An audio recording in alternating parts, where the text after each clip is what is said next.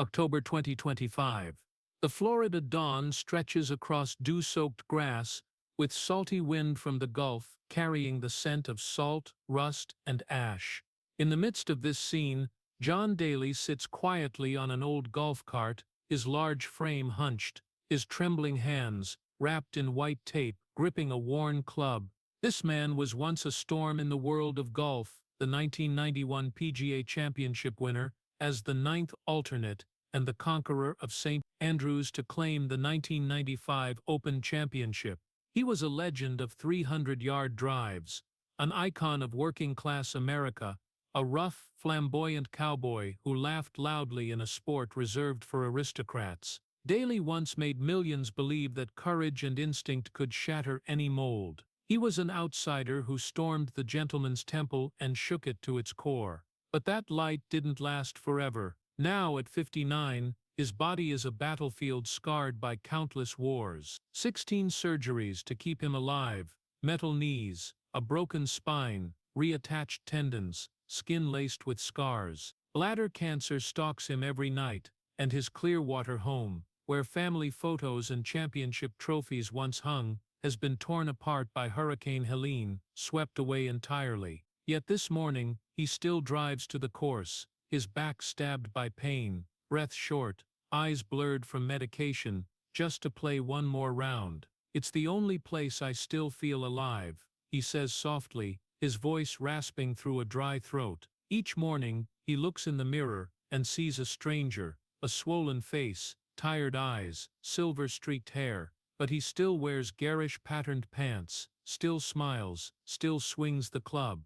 "This swing might be my last," he whispers. The ball flies slowly, low but straight, like his life, heavy, scarred, but unrelenting. Before he fades into the sunset, spare a moment for the man who showed America that even when your life is shattered, you can keep going. People often think legends are born in glory, but John Daly's childhood was filled only with shouting and the stench of liquor. Born in 1966 in a small Arkansas home, meals were scarcer than arguments, and love was replaced by silence. His father, a construction worker, was a heavy alcoholic. When liquor took hold, he yelled, smashed glasses, threw objects, and those sounds became the rhythm of Daly's youth. His mother, quiet and weary, would slip into another room, as if silence was the only way to survive. Young John, small in that house of shadows, learned his first lesson: peace came with silence. Night after night, he lay awake hearing slamming doors,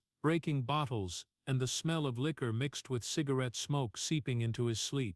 Some nights, his father bellowed, "You'll never amount to anything," and in that small room, the 10-year-old boy bit his lip, trying not to cry. Daly's first golf club wasn't from a sports store, but a battered one he found behind a course. He didn't know it was the tool of his dreams, only that holding it made the world quiet. On empty fields, each swing was an escape from the yelling at home. "I hit balls to run away," he once said, "not to be famous." At 8, he first opened his father's liquor cabinet. The burn of whiskey down his throat felt calm. Strangely, that warmth became a survival ritual, the only thing that made him feel he could control his fear. When you grow up amid storms, sometimes the storm becomes your shelter. At school, Daly was the odd one out. While friends played, he sat alone, club in hand, staring at the grass. Teachers called him stubborn, unruly, unfocused, unaware that every slamming window made him flinch, recalling home. No one said, "I'm proud of you." No one hugged him, no one taught him to be gentle with himself. All he had was a strange gift, a raw, powerful swing, untaught, that sent balls soaring. But like his father, Daly had fire in his blood, and fire has two sides. It warms and it destroys. When scolded, he'd flee to the fields, hitting until his hands bled. He didn't cry, only swung, until his body gave out, and his mind went blank. "Golf saved me," he later said, "but it's also the only place I learned to endure loneliness." In that world, there was no childish laughter, only the sound of wind as white balls sailed into the sunset. At 17, Daly left home and school, carrying a bag of clubs and a few coins. No one saw him off, no one gave advice, He left in silence, the only language he knew. While others his age dreamed of college, John dreamed only of sleeping without the sound of breaking bottles, and perhaps from those nights, a part of him broke forever. The boy grew into a man who always needed something to fill the void: liquor, pills, noise, applause. But deep in his gaze, that child remained, curled up in the dark, clutching an old club, hoping one day his swing could carry him away from that house of fear forever. In the summer of 1991, when John Daly was just 25, the golf world witnessed something unbelievable. At the PGA Championship in Crooked Stick, Indiana, John Daly was the ninth alternate, meaning he'd only play if 9 others withdrew. No coach, no sponsors, no recognition, no bets on him. But when Nick Price pulled out at the last minute, Daly was called up. He drove all night from Memphis to Indiana, unprepared, unpressured, with just a few clubs, cigarettes, and a vague belief he had nothing to lose. On the first day, before the crowd knew his name, they heard the crack of his ball like thunder. Daly's first drive sailed beyond the camera's view, 310 yards, an unimaginable arc. Those days the course didn't just hear applause but the roar of a Southern American storm. He played recklessly, impulsively, instinctively, with no strategy beyond grip it and rip it, grab the club and hit hard. The crowd loved him instantly, the long-haired man in wrinkled clothes, laughing heartily in a sport bound by rules. The press dubbed him the working man's hero, the wild card of American golf. 3 days later, a miracle happened. John Daly, the nobody, won the PGA Championship, one of the most shocking victories in modern sports history. As he hoisted the Wanamaker Trophy overhead, the crowd chanted his name, and Daly stood still, eyes red. He'd escaped his childhood house of fear, but no one knew the real storm was brewing inside him. Fame hit like lightning. Overnight he went from penniless to national star. Money poured in, ad deals, parties, interviews, TV show invites. But John Daly had never been taught how to live in happiness. His whole life was about enduring and rebelling. So when joy arrived, he didn't know what to do but destroy it. Endless party nights followed, liquor flowing like a bottomless river. Paparazzi hounded him. He laughed, sang, signed strangers' shirts, then passed out in hotel rooms filled with cigarette smoke and fake laughter. To America, he was the hero of the imperfect. Inside he felt only emptiness. "I never knew how to be happy," Daly said in a later interview, "because no one taught me what to do when things went right." Liquor and adrenaline mixed into a sweet drug, and he was addicted to both. When his hands shook from booze, he still smiled, still swung, as if stopping would let the darkness swallow him. The press called him golf's earthquake. They didn't see him lying awake at night, staring at hotel ceilings, feeling loneliness crash like waves. All his friends were strangers. They came to drink, take photos, bask in his light, then vanished. In the weeks after his win, Daly spent money like it wasn't real: luxury cars, watches, parties, gambling. 3 months of non-stop drinking. Then, waking in an empty room, he couldn't recall how much he'd spent, who he'd talked to, or even what city he was in. He only remembered the voice in his head: "I climbed to the top, only to find the wind there too cold." At the peak there were no hugs, no listeners, just a lonely man with a bottle, and the fear of falling back down. In the glare of fame, Daly began to understand that nothing is more dangerous than getting everything when you're not ready to hold it. And in the flash of reporters' cameras, as crowds still cheered his name, the seeds of tragedy quietly sprouted. In 1995, John Daly returned to the world as a man who seemed to have vanished. After 4 chaotic years since his 1991 miracle, he appeared at St. Andrews, the sacred ground of golf, with disheveled blonde hair, a haggard face, and bloodshot eyes from long nights of drinking. No one bet on him. Many believed he'd quit mid-tournament, as he had before. But golf was the only thing still anchoring him, the only thing he could control as his life slipped away like an addiction. And somehow, Daly did the impossible again. He played recklessly, fiercely, as if each swing was a life-or-death battle with himself. His final shot in the playoff against Costantino Rocca sent the stands into a frenzy. John Daly, the rough Southern boy, the alcoholic who once slept in his car, won the Open Championship, a title countless athletes dream of, but never touch. The press called him the people's champion, the rebel king of golf. But hours later, as the world shouted his name, Daly sat alone in his hotel room with a bottle of vodka, not eating, not speaking. Light always comes with shadow. For him, glory was the sweetest poison. Liquor became his only friend, gambling his pastime, and long nights blurred into oblivion. He didn't just drink, he drank to forget he was alive. Vegas nights saw stacks of cash thrown on tables, raucous laughter fading into emptiness. Some nights he lost hundreds of thousands, sometimes millions, then stepped onto the course the next morning, still drunk. He later said he lost over $50 million to gambling, but what he really lost was respect, honor, and faith in himself. The press called him a genius and a disgrace. The PGA Tour grew tired of his scandals. He was suspended, warned, monitored.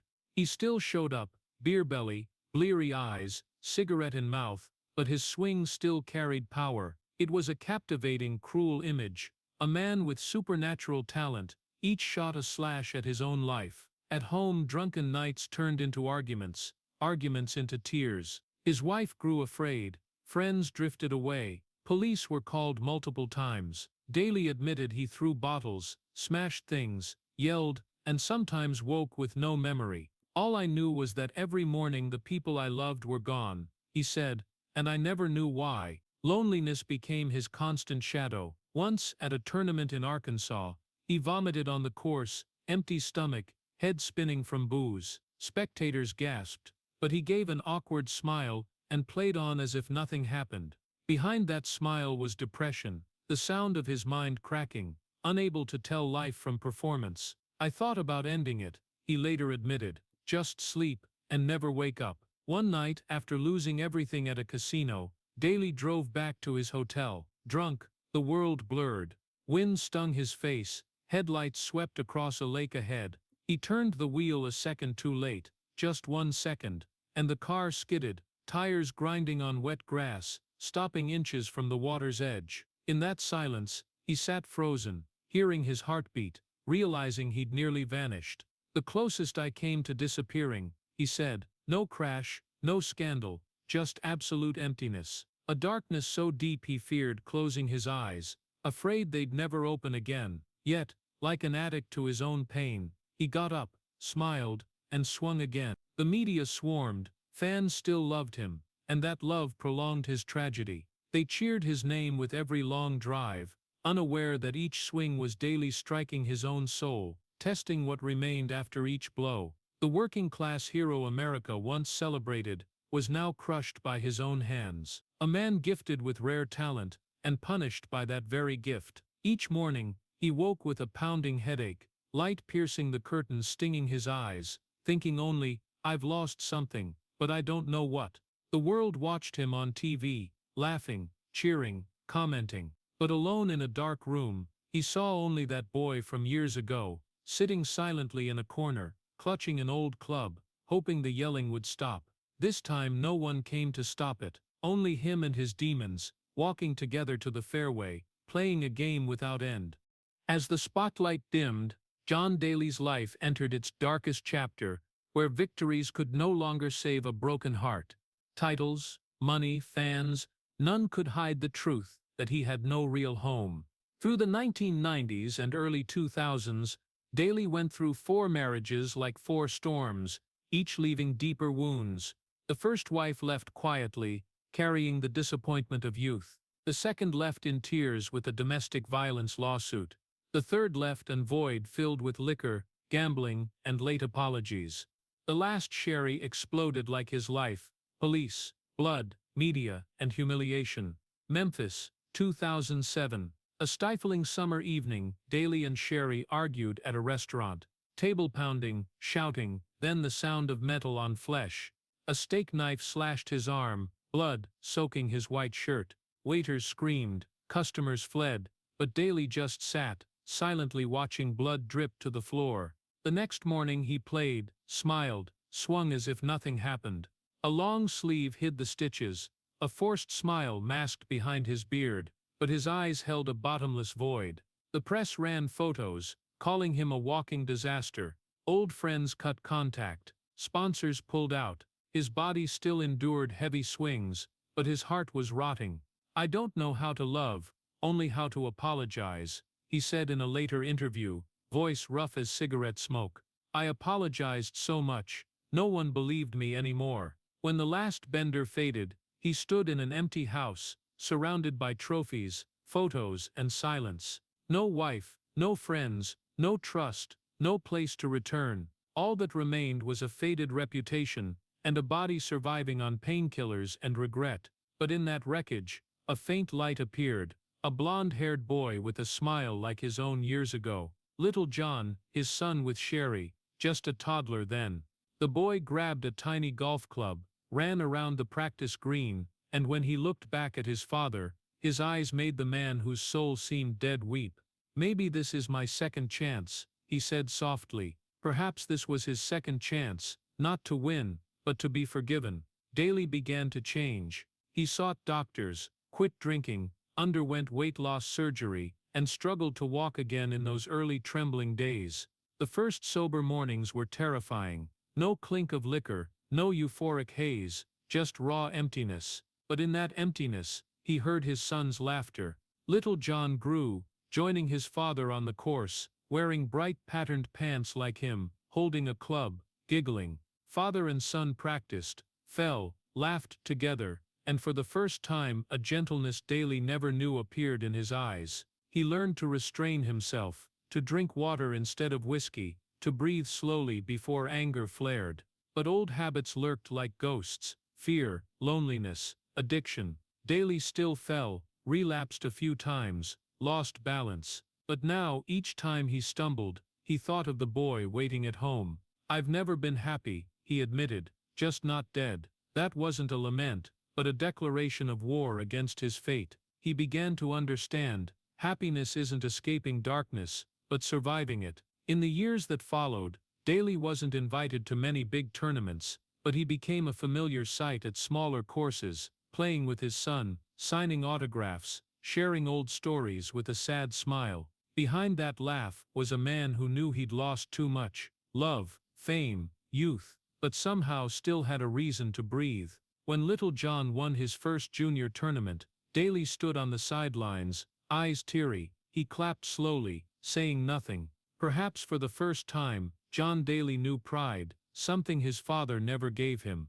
In that moment, every pain, scar, and mistake seemed to fade. The man who bled on the course, drank through seasons, laughed through despair, now stood still, watching the son he created, as if living truly for the first time. In 2009, when the world thought John Daly had finally stabilized, he entered a new battle, this time not with gambling or alcohol, but with his own body. After years of uncontrolled weight gain, he tipped the scales at over 130 kilograms. His breath grew short, his heart stabbed with each stair climbed, and the doctor was blunt: "If you don't change, you won't live past 50. Daly agreed to weight loss surgery, a desperate bid to stay alive. The operation lasted hours, and he woke with stitches crisscrossing his abdomen, pain so intense that even breathing felt like a knife's cut. Seeing himself in the mirror, thinner, pale, eyes sunken, he told the nurse, "My body's a map of incisions." But he still smiled, because at least he had a chance to live. The pain didn't end there. In 2019, while playing a tournament in England, he felt a sharp pain in his leg one night in his hotel. Thinking it was a mosquito bite, he ignored it, but hours later, his skin turned purple, pulse racing, breath ragged. Rushed to the hospital, he learned a brown recluse spider's bite had caused an infection spreading through his right leg. Doctors said he nearly died. A few more hours, and his blood would have been untreatable. Lying in the hospital bed, tubes in his arms, Daly drifted between consciousness and haze, thinking only of little John. "I haven't taught him the perfect swing yet," he whispered. Those days cigarette smoke and crowd cheers were replaced by the beep of heart monitors and the cold light of the hospital. When discharged, he relearned to walk, e-fizz still in his arm, but within weeks, he was back on the course, in floral pants, cigarette in mouth, swinging, as if nothing had happened. People called him crazy. To Daly it wasn't madness, it was living. Then, in 2020, As the world sank into a pandemic, Daly received the worst news of his life: bladder cancer. He vividly recalled the doctor's calm, cutting words: "We removed the tumor, but there's a high chance it'll return. You'll need lifelong checkups." He stayed silent. After years of fighting himself, now he faced death itself. For months he lived like a shadow, avoiding cameras, dodging the press, playing short rounds with his son. One morning when little John asked, "Are you tired, Dad?" Daly just smiled. "Just a little sore, but I'm fine." Then he turned away, swallowing tears. He began a private journal, not for publication, just brief notes of sleepless nights. Today, back pain. Today, blood and urine. Today, still alive. Some nights, waking to rain and white hospital lights, he wrote his son's name on his wrist brace, not for anyone to see, but to remind himself that no matter the pain, he had a reason to fight. From 2021 to 2024, the battle grew fiercer. He underwent knee replacements, hand surgery, then back surgery. New scars layered over old ones. Each morning it took over half an hour to straighten his body. Some days he couldn't stand long enough to shower, sitting on a chair as hot water hit unhealed stitches. Nerve pain coursed through him, like thousands of tiny knives under his skin. Yet he still went to the golf course. On his cart he drove slowly, sometimes just sitting, gazing at the sprawling fairways. His bag always held painkillers and a Diet Coke. Fans grew used to the sight: a silver-haired man in garish pants, smoking, smiling, but with weary eyes. Once after a tournament in Tennessee, a fan approached. "Why do you still play, John? With all that pain, why not rest?" Daly paused, then laughed, voice raspy. "Because if I stop, I'll die." Not a joke, but truth. Golf wasn't just passion, it was the last thread tying him to the world. Each swing, though shaky, though painful, reminded him he still existed. Pain was no longer an enemy, but a heartbeat. As long as he felt pain, he was alive. Often left the course mid-round with chest pains, but returned the next day. "I used to think golf would kill me," he said, "but now it's the only thing keeping me alive." Friends said he'd lie in hospital beds, IV dripping, watching videos of his son playing, a faint smile on his lips. When doctors urged rest, he replied, "I'll rest when my kid hits his first hole-in-one." His health kept declining. Eyes blurred from course lights, hands shook signing autographs, his right leg numb from surgeries. Once he collapsed after a tournament, hospitalized for dehydration and low blood sugar. Upon waking, his first question to the nurse was, "Can I play tomorrow?" It was the instinct of a man who only knew how to get up. People called him stubborn, but it was fear that if he stayed down too long, he'd never rise again. Sleepless hospital nights became routine. He sat propped against the wall, listening to the heart monitors flicker, thinking of those who'd left him. In dim light, he wondered how many times his body could be cut, stitched, patched, and still be him. Then he thought of little John, the boy on the course's edge, swinging, laughing, a mirror of the childhood he never had. "Pain has a way of teaching love," he wrote in his journal. Pain, in its cruelest way, taught him to love. So he returned to the course, slow, trembling, spine grinding with each twist. Daly looked up, breathed deep, and swung. The ball didn't fly as far, but it flew straight, finding its path. Fans clapped, and in that moment, amid wind and pain, John Daly smiled. He'd lost many battles, with liquor, money, himself. But in this fight against his own body, he found something new: peace. As his physical scars began to heal, John Daly discovered another kind of wound, one no one could heal: the world's judgment. The press, media, social networks turned him into a punchline. Fat old man, chain smoking, eating McDonald's daily, chugging Diet Coke instead of water, no discipline, no athlete style, they wrote. They mocked photos of him on a golf cart, cigarette smoldering, hamburger in hand, belly spilling over bright pants. "Look at him, a walking joke," a TV commentator sneered. But they didn't understand that Daly no longer cared. He'd lived long enough to know laughter didn't kill, only pride did. And his pride had died long ago, with his faded glory. Instead of fighting it, he laughed along. "They laugh, I laugh. Laughing keeps you from crying," he said in an interview. While others wore crisp khakis and polos, Daly donned his self-designed loudmouth pants, floral, American flags, garish stripes like a festival. The course lit up when he appeared, not for his form, but for his spirit. "He's not elite, he's ours," a fan yelled from the stands. They loved Daly because he was like them, flawed, tired, clumsy, but pressing on. He smoked, drank Diet Coke, ate fast food, unapologetically. "This is me, I survive, not perfect, but real," he said, eyes twinkling, voice rough. The golf elite might scorn him, but millions of ordinary people saw themselves in Daly: night shift workers, barroom beer drinkers, pickup truck drivers, carrying pain but hitting the road each morning. Daly understood and embraced it as his legacy. He started playing country music, the sound of Southern working folk, singing of mistakes, liquor, broken love, loss, and rising again. At a small Nashville gig, guitar in hand, he told the crowd, "I've lost almost everything, but I haven't lost the ability to laugh and sing about it." The audience roared, then sang along. He used his fame for something unexpected: raising funds for cancer patients, sharing his chemotherapy experiences, living with pain. He posted videos, laughing. "Here's me, still alive, still golfing, still loving life. If I can do it, you can too." Those who mocked him fell silent, realizing their mistake. Perhaps they were wrong. This man was never a joke, just too real for a world used to masks. Lately, Daly's a fixture at charity golf events, riding his cart, club in hand, chatting with fans, taking photos, signing autographs. No barriers. "I used to be a jerk," he told a reporter. "Now I just want to be a good guy." A young cancer patient met him, saying, "I watch your videos every day. You make me believe I can survive." Daly hugged him, eyes red. "We all have bad days, kid. Just smile, and tomorrow's a bit better." Then came a special afternoon that moved many to tears. At an Arkansas course, where Daly's life began, the stands were packed. He returned not to compete, but to play around with little John.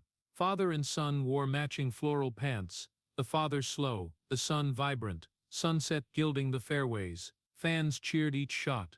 Daly smiled, silver beard catching the breeze. At the final hole, when little John sank a perfect putt, the crowd stood, roaring.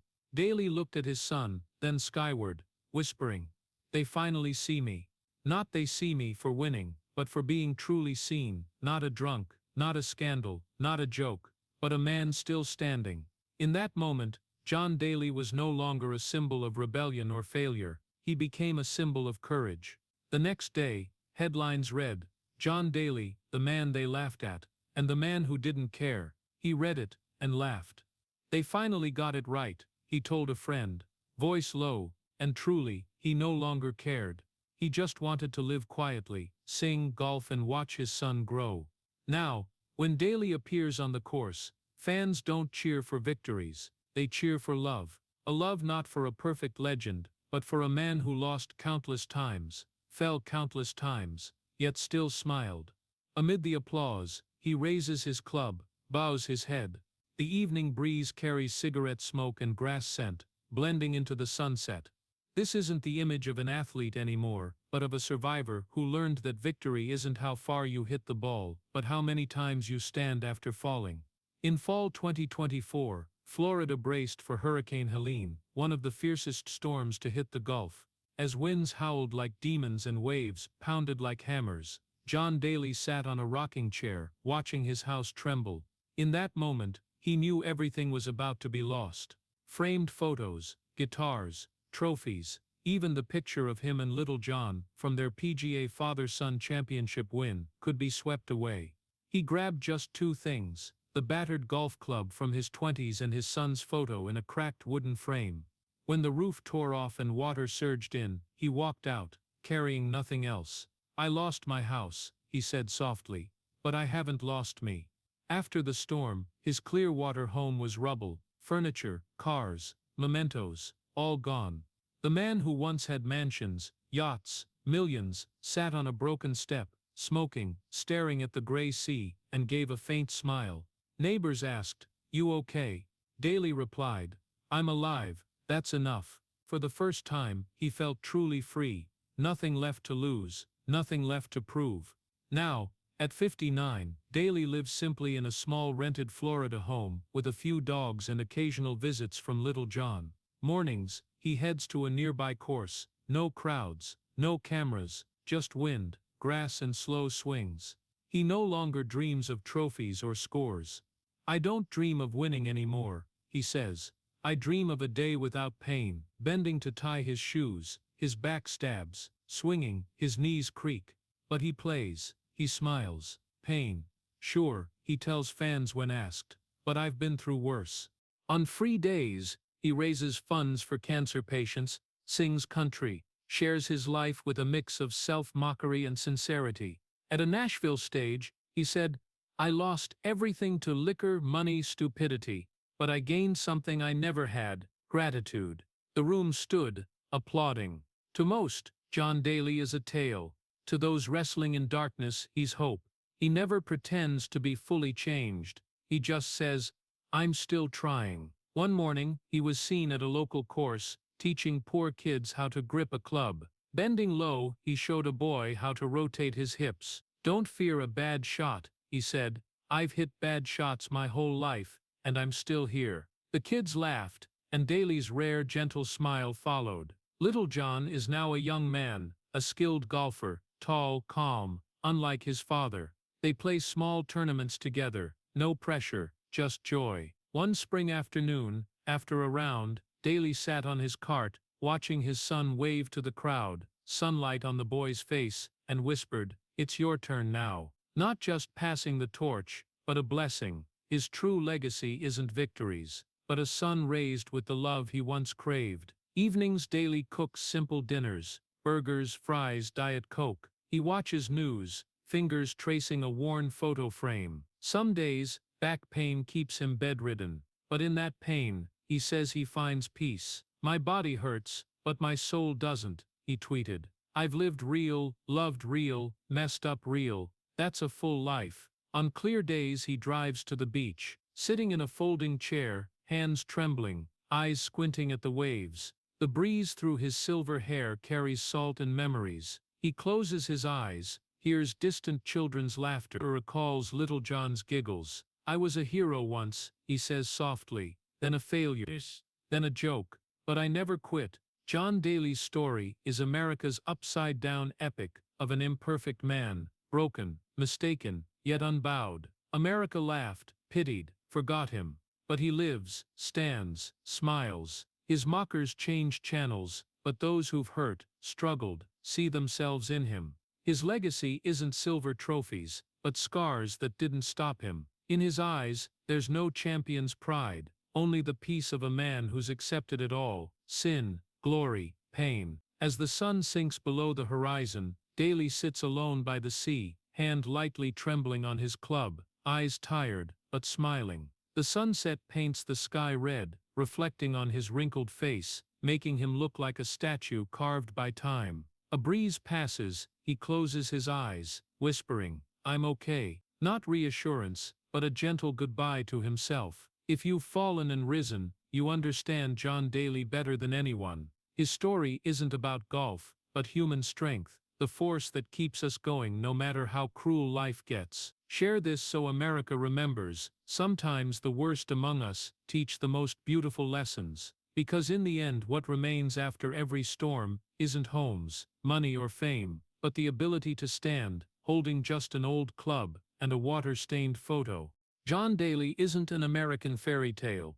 He's a confession that the American dream sometimes smells of liquor, sounds of breaking bottles, and bears still bleeding stitches. We've seen a boy grow up in a house of shouting and silence, where no one said, "I'm proud of you," where he learned to stay quiet instead of cry. We've seen that boy become the 1991 PGA Championship winner as the ninth alternate, then conquer St. Andrews in 1995 at golf's holiest ground, making America believe an outsider could touch the impossible. And we've seen the brutal shadow of that liquor, gambling burning over $50 million, nights vomiting on the course, bloody marriages ending in police and headlines, and his admission, "I don't know how to love, only how to apologize." The deepest pain wasn't PGA suspensions or being called a genius and a disgrace. It was nearly driving into a lake, calling it the closest I came to disappearing, or when bladder cancer struck, and the doctor said